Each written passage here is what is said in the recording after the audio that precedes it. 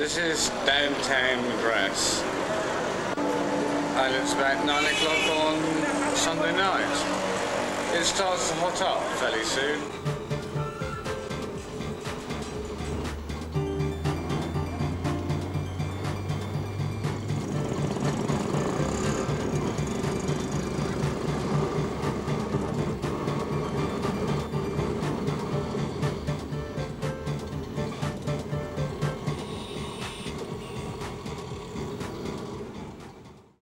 India was somewhat of a culture shock.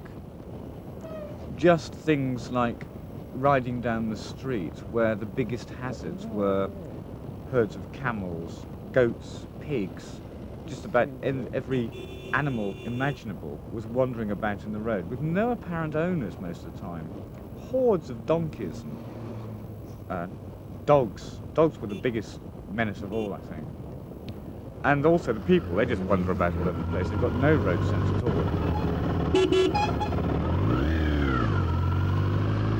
Bloody cows everywhere. It really is quite a problem. I don't think I would ride at night.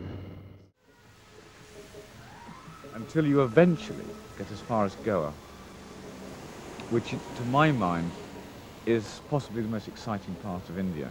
But it's also the most European. It's still Portuguese. They are Catholic there rather than Muslim or Hindu. Some of the people even have blue eyes.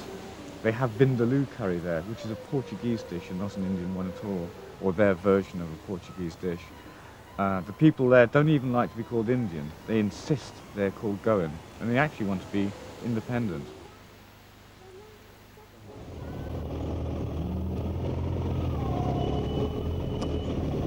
I wonder how long this goes on for.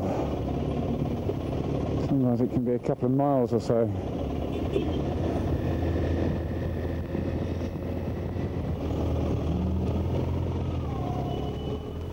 Last night, riding from Bombay, which is about 100 miles or so south of here, I couldn't find anywhere to stay because I'm running very, very short of rupees, and everywhere was too expensive, didn't take Visa cards, the usual kind of story. So I was riding in very, very heavy traffic during the night up this appalling road. All the trucks and buses are all jostling for space. One big truck just couldn't resist it and tried to get past me when obviously there wasn't enough room, misjudged it, knocked me off the road. I dropped some 6 or 8 inches, I guess, onto soft gravel off the road. I wasn't hurt, split my jeans, a few cuts and bruises. The bike is more or less fine as well, except going down this steep step, there was another upturn and the back wheel caught it, and where it's already buckled, it started to let air out in a big way. I decided to stay where I was for the night. Some people came along and said I couldn't stay there, it's too dangerous, but brought me to this place with some difficulty on a flat back tyre, I can tell you. And this of all places, can you believe? It is the Research Institute for Indian Rubber. You think that'd be a good place to get a puncture? You must be joking. There is nothing, there's just a rubber plantation. Nothing here at all.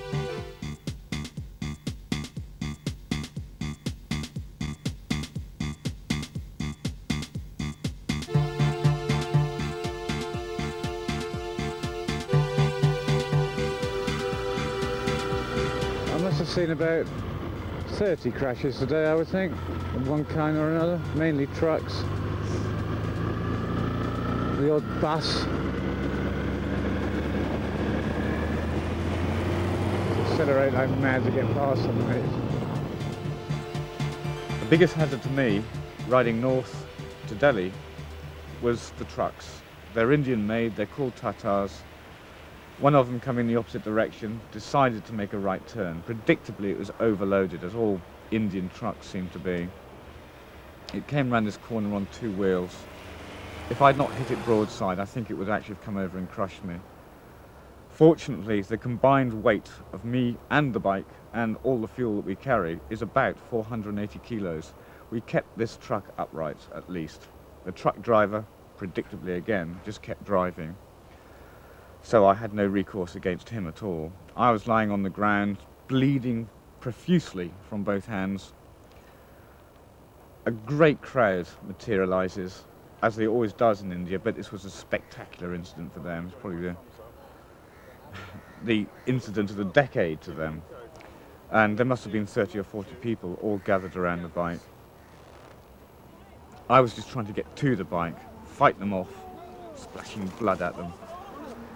The only use I ever found for this crowd was to manhandle the bike from the ground in its severely smashed up state into the back of a truck. And from there, this truck driver, for nothing, he drove me to Delhi. I couldn't get it repaired in India. The cost of importing the bits and pieces I needed from the UK was prohibitive. They charge a huge amount of import tax. I had to get the bike to Dubai. It was the only place where I stood any chance at all of getting it repaired.